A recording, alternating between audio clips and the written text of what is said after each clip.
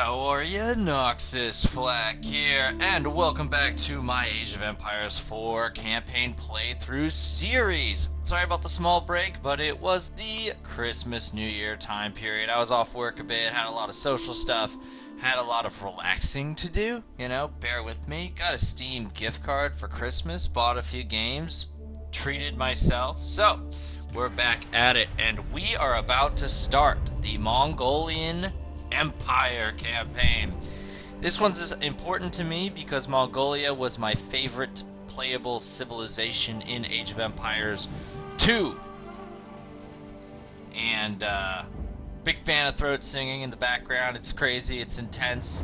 I have seen The Who, spelled H-U, live. Love the whole, I'm riding on a horse with 1,000 horse archers and we're gonna burn your village down. It's a nice mentality. And I know that the Mongolians are a pretty unique civ here because, almost all their buildings are mobile, which would make sense for them. But they also cannot build walls. There's that throat singing. So I have not played as them as a practice. I'm going to let the campaign teach me how it's done. If you have frustrations with how little I understand, please just put them in the comments. Even a bad comment is good for the algorithm. So, without a further ado, this is Noxis Flak. Don't forget to like the video, don't forget to subscribe, and why not send this video to someone who really likes Mongolia? It's a beautiful country. Alright, 1223, the Battle of the Kalka River. In 1223, the Mongol army made a thunderous arrival in the west. They would test their tactics and flex their might against the unsuspecting new enemy, the Rus. So the Rus is like early Russia. Alright, let's start.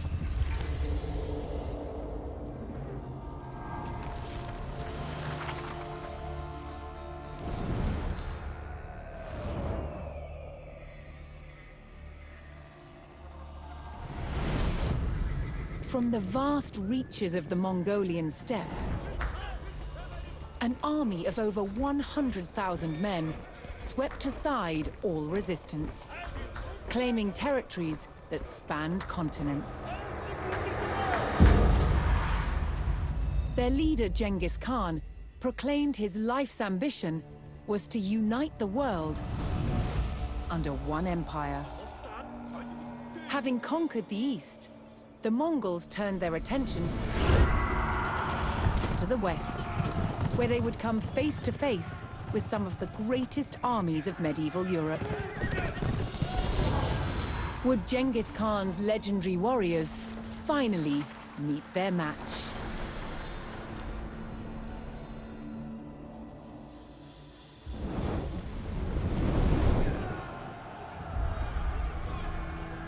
By 1221, the Mongols had taken cities throughout Asia, generating vast amounts of tribute from those they conquered.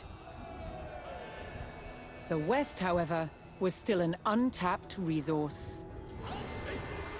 Genghis Khan sent his trusted generals, Jebei and Subutai, to attack Europe. With an army of 20,000, Jebei and Subutai took the West by surprise, raiding cities and destroying armies. Within 2 years, they had the prosperous Rus territories in their sights. But in their way was a Rus army of over 40,000 men. Outnumbered, Jebei and Subutai turned and started to head back east. The Rus sensed an easy victory and set off in pursuit of their retreating enemies. For 8 days, the fast-moving Mongols stayed just out of reach. Then, Jebei and Subutai set their trap. They lured the Rus across the Kalka River and turned to fight. The Rus had fallen for one of the Mongols' most effective tactics, the feigned retreat. The stage was set for the Mongol army to test themselves against Europe's finest.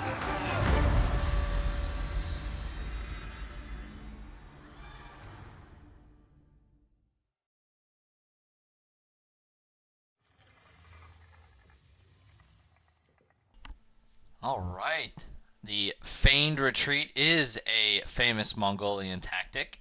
I found it interesting like how often it worked. It feels like the first time it definitely would have worked. The second time maybe you hadn't told people, but like it was working for like hundreds of years, and you'd think that at least rumors would start. Hey, it's fake. They're not really running away. The great Mongol tactician General Subutai lured the Rus army to a battle site he had carefully chosen, the banks of the Kalka River. Very cool. I'm expecting unbelievable numbers of horse archers, and I'm going to be disappointed if I don't have that. That's what I want. Pretty excited about the concept. Alright, here we go.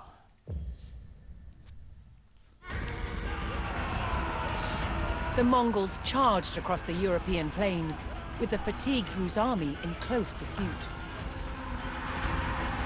So the red are the Rus? The Rus had fallen for the Mongol tactic of the feigned retreat, and unknowingly followed them into peril. Yeah, you're chasing a much larger group.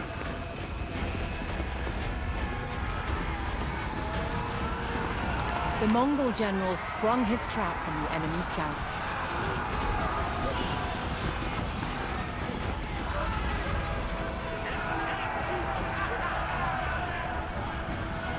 With the Rus scouts cut down, General Subutai crossed the Kalka River. Here, he would stage a full-scale ambush on the vast Rus army.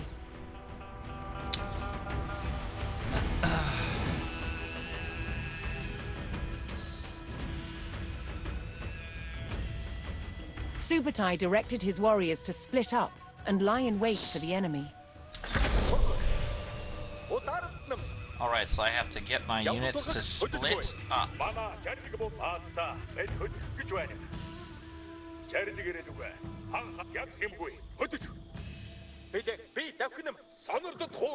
So it looks like outposts are a building that cannot be moved.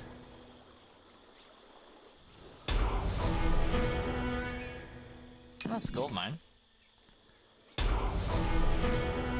Alright, let's see how this goes. We got 30 seconds till the Rus army arrives. Pretty excited for the Rus campaign too. That's definitely a new faction for Age of Empires. I mean, they added the Slavs pretty late, but Slavs a bit more generic. I mean, I'm part Slav. I'm not Russian. But I guess similar enough when you're talking about medieval times. But excited about that. My first time being introduced to the Rus was Medieval 2 Total War as a kid. For Subutai's strategy to be effective, he needed to spring his trap before the Rus recovered from their long pursuit. Use some units to lure. He sent his most fearsome Mangadai horse archers to draw the Rus quickly towards the ambush site.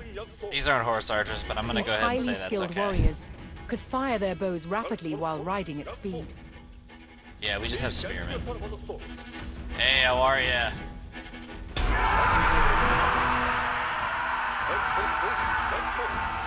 The Mongol provocation was effective, and the Rus hastily pursued.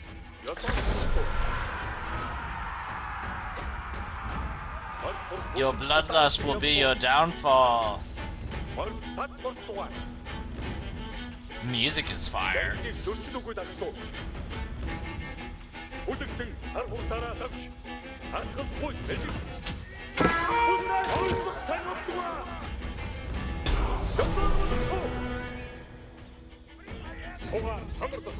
The Rus army had fallen for the feigned retreat and rode straight into the Mongol ambush.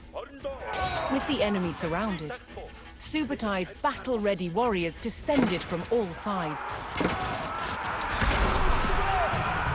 I don't know if I sprung the trap as well as I could have. See all those archers? They're doing some nasty stuff to me. We need to get around and take out the archers. There we go. Over here we definitely got handled. So that'll increase the attack speeds of our arrows.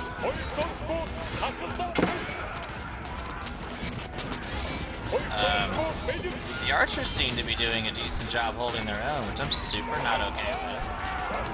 Come over here.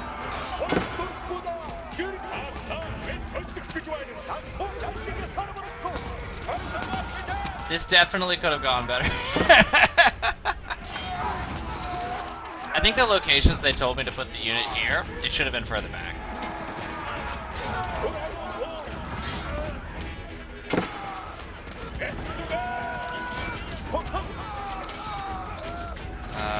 Increase the reload speed of archers. Here we go. Yeah. The Mongol ambush was devastating, and Rus numbers were reduced to a few desperate stragglers. The narrator is making Seeing me the feel fate like I of their did better than I comrades, did. the last Rus encircled themselves in a makeshift fort of baggage carts. Where's that makeshift fort? There you go. I might not have enough. Should probably wait for my leader's abilities to recharge. So I was using the attack speed arrow that increases attack speed of shooting arrows. Makes sense. The other one is fire signal arrows increases the movement speed of nearby units. So we would rather use the other one. Definitely want them separated, so let's take them out.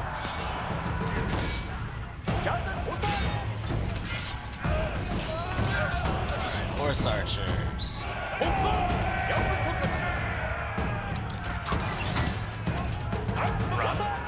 While shooting, that's what I'm talking about. Oh, something's going on here.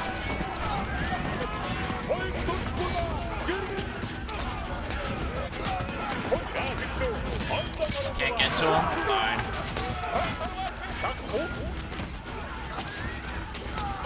I definitely should have made control groups. I've been sloppy. The celebrations made me weak this Christmas and New Year's.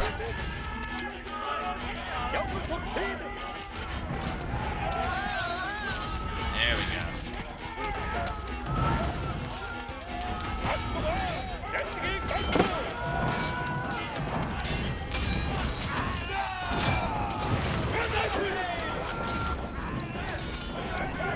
Now we have to take out the buildings too? Nah, we're good. I definitely could have played that better. Could have played that a lot better. The Rus stockade fell. Despite a valiant last stand, the remnants of the Rus army were cut down. Spurred on by the crushing victory at the Kalka River, the Mongols advanced ever further into the heartland of the Rus.